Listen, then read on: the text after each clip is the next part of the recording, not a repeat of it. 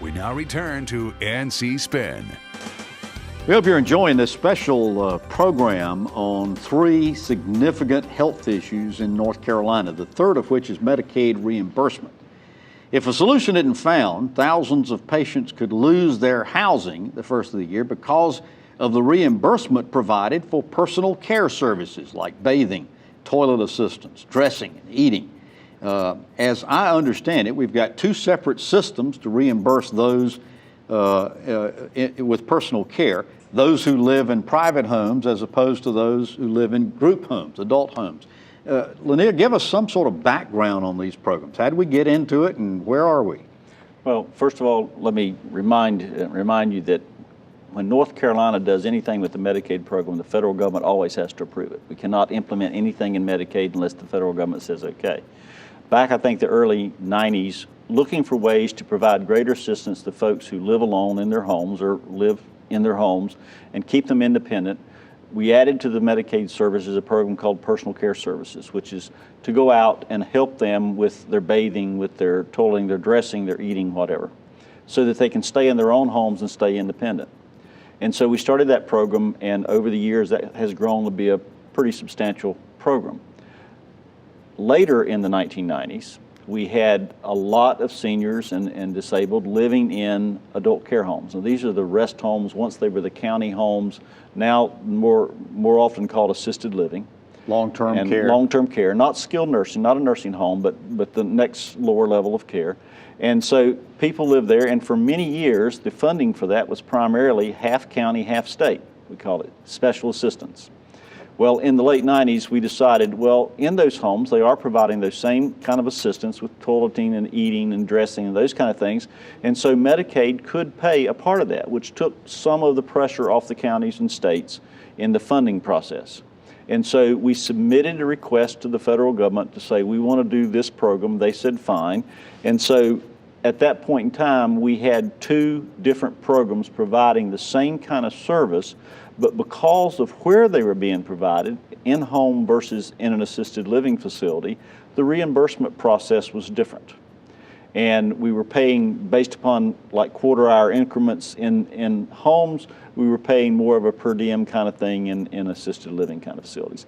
So over a decade, we built our service array around this kind of funding. And this all stayed pretty much in place until there was a lawsuit threatened. Well, and then the federal government, the federal government had raised issues about it, but there had been no action until about 2 years ago. And the federal government says you can't have 2 different programs. Now, we had gone through a period of time of trying to control the in-home costs because it was just growing rapidly. And so we tightened up the rules on in-home to try to keep a control and make sure that anyone getting these services really needed the services.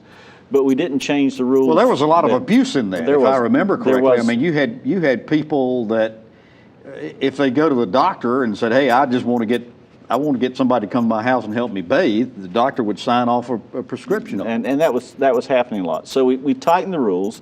We created assessments where an independent organization had to come in and look and say, what kind of services you need, so the provider itself was not making those decisions. And we tightened the rules on that, on the in-home, to get a handle on the budget and the expenditures. But when the federal government says, okay, now you can only have one program, you got to operate them all off the same rules, this created a real problem for us. Now, a decade has gone by with both rules being approved by the federal government, and so now we find ourselves that if we have people in assisted living that are getting help with this, if we apply the same kind of rules to them as we are in home, then we're going to end up with over 9,000, approaching 10,000 people who will no longer get this service if we make their rules the same for in-home. We'll see a great budget explosion again.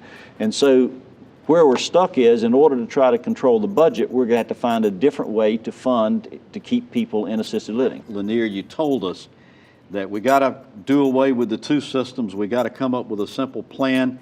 We've got 9,000 people at risk or an explosion in cost. What's the state going to do about this? Well, there's a Blue Ribbon Commission right now that's working on this, but basically we're probably going to have to come up with state dollars to stabilize the system. I mean, we could have a lot of assisted living facilities, adult care homes going out of business because this is almost a third of the reimbursement for the Medicaid population. But the choice was made primarily to go with the in-home private care plan versus the adult care plan. It was because of what was anticipated to be a major budget problem if we applied the rules the other way. So we're going to have to be able to come up with state dollars to stabilize it.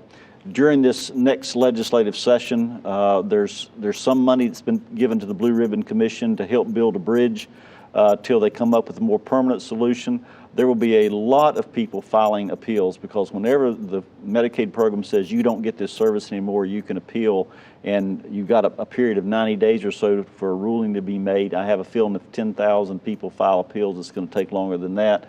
So things are going to be happening. That's really what we are really facing. That's what we're going to face, and so the legislature is either going to have to find some other way to get these programs approved under a Medicaid program, or we're going to have to come up with state dollars. John, this is all coming about at a time when the hue and cry over on Jones Street in the legislature is to cut Medicaid, not add to the cost. Well, but this is the point, is that actually to spend state-only dollars to solve this problem is in the long run in the best interest of taxpayers. It's cheaper than going the other direction, having Medicaid expand. Now remember, the federal government doesn't have any money from North Carolina. It comes from North Carolina, goes to Washington, comes back. We're not saving any money really by foisting costs off to Medicaid.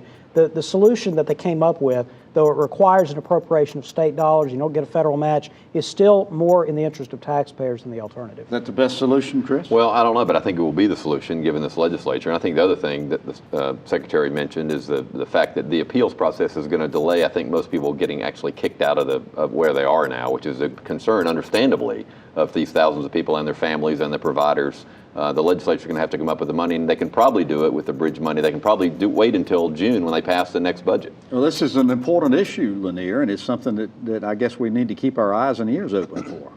It is going to be important, particularly if you have family in facilities.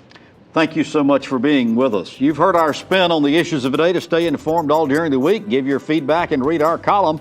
Visit ncspin.com or catch NC Spin on Facebook. And we hope you'll join us next week when we take on more issues of interest to the people of North Carolina. Until then, stay informed and watch out for the spin. Join us next week and get the spin on issues facing our state.